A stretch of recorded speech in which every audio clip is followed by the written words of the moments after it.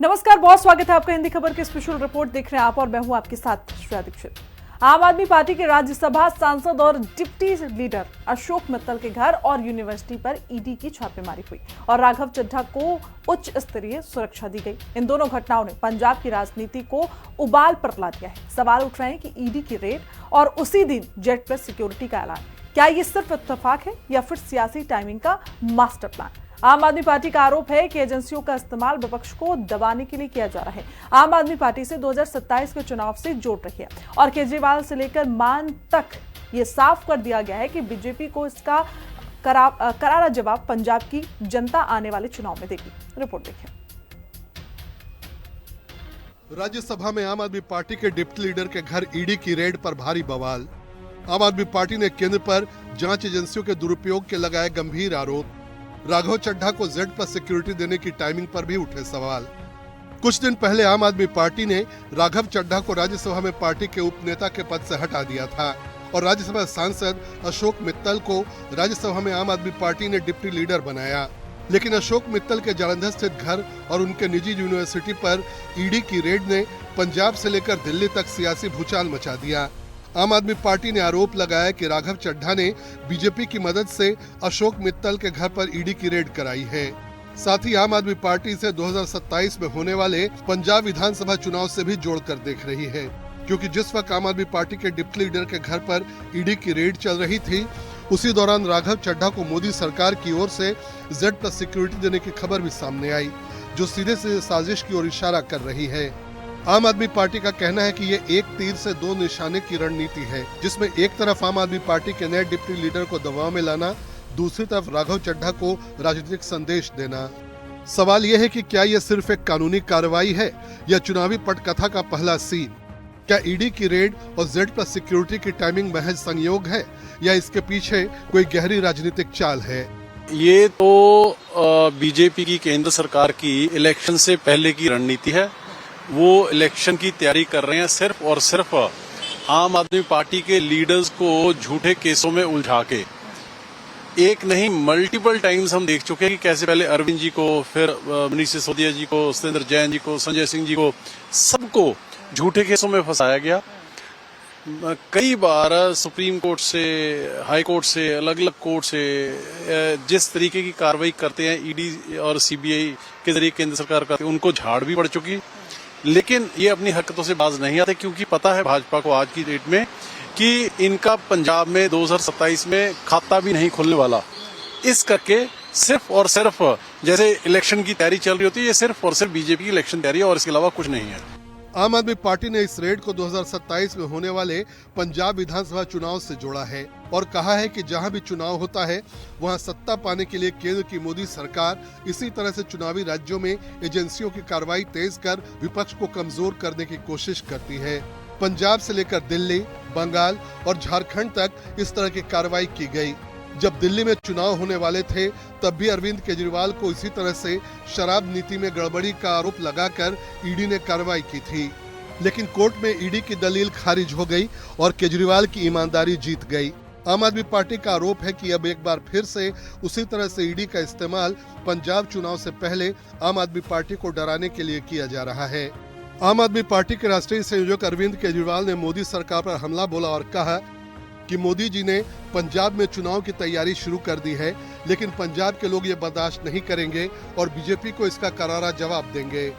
आम आदमी पार्टी के राज्यसभा सांसद संजय सिंह ने कहा कि जहां जहां चुनाव होता है बीजेपी अपनी एजेंसियों को पहले भेज देती है। पंजाब चुनाव से पहले राज्यसभा में आम आदमी पार्टी के उपनेता अशोक मित्तल के घर ईडी की छापेमारी उसी की शुरुआत है, लेकिन इस खेल में बीजेपी को कोई फायदा नहीं मिलने वाला और पंजाब में बीजेपी बुरी तरह हारेगी। जिस एजेंसी के बारे में सुप्रीम कोर्ट ने, हाई कोर्ट ने, ईडी सीबीआई के कोर्ट ने हजारों टिप्पणियां की हैं, वो बेशर्मी के साथ मोदी और बीजेपी के साथ खड़ी है। पंजाब के अंदर ये जो कार्रवाई हुई है, जो आम आदमी पार्टी के उपनेता हैं अशोक मित्तल जी, इन पे पहले कार्रवाई क्यों नहीं हुई?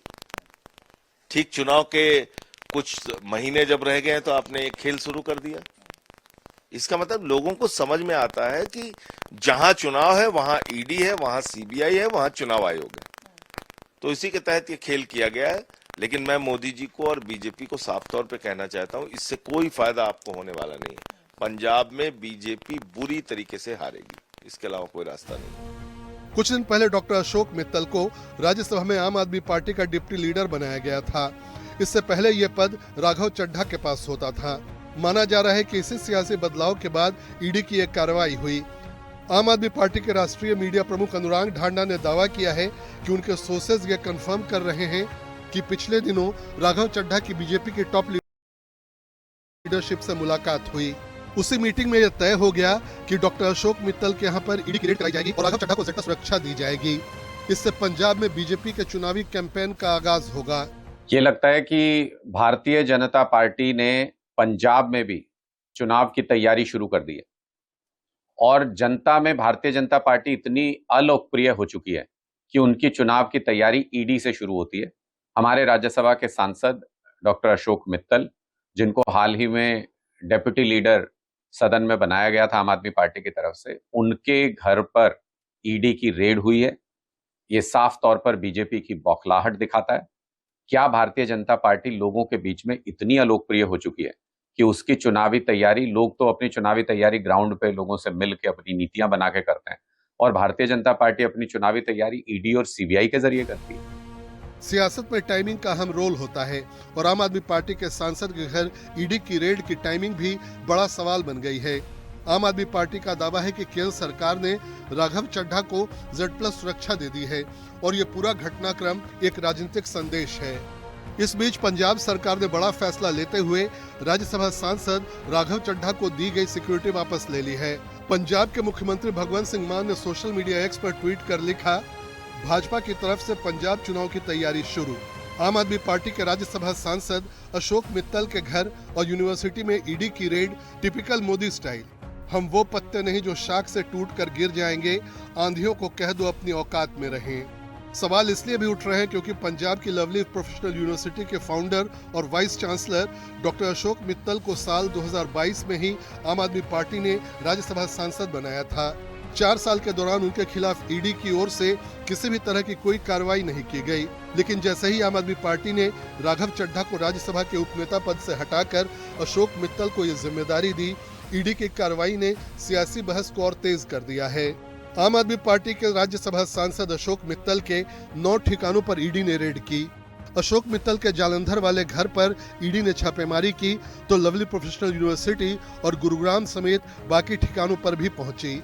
ऐसा है कि संपत्ति का तो कोई इश्यू ही नहीं है, इश्यू है सिर्फ इलेक्शन का। एक नहीं, अभी और भी बहुत सारे लीडर्स को ये उलझाने की कोशिश करेंगे, ये हमें पता है और हम सब इसके लिए तैयार हैं, क्योंकि बीजेपी की राजनीति यहीं से खत्म शुरू होती है और यहीं पे खत्म होती है। उन्होंने दिल्ली में भी इलेक्शन लूटने का काम किया। वो इलेक्शन लूटते हैं लेकिन लोगों के दिल नहीं जीत पाते। लोगों के दिल में आज भी, पंजाब के लोगों के दिल में अरविंद केजरीवाल जी ही बसते हैं। ईडी की रेड, उसी दिन Z+ सिक्योरिटी का ऐलान, क्या ये महज इत्तेफाक है या फिर चुनावी स्क्रिप्ट का सोचा समझा सीन? आम आदमी पार्टी सीधा आरोप लगा रही है कि बीजेपी सरकार एजेंसियों को राजनीतिक हथियार की तरह इस्तेमाल कर रही है। जो नेता लाइन में नहीं, उनके घर रेड, जो साथ आए उसे सुरक्षा का इनाम। टाइमिंग पर उठ रहे सवालों ने पूरे घटनाक्रम को और संदिग्ध बना दिया है। आम आदमी पार्टी का कहना है कि ये डराने की राजनीति है, लेकिन पंजाब झुकेगा नहीं। 2027 से पहले सियासी प्रेशर बनाने की कोशिश अगर है तो जवाब भी सियासी ही मिलेगा और फैसला जनता की अदालत में होगा, क्योंकि आखिर में फैसला न ईडी करेगी न Z+, फैसला करेगा पंजाब का वोटर। स्पेशल रिपोर्ट, हिंदी खबर।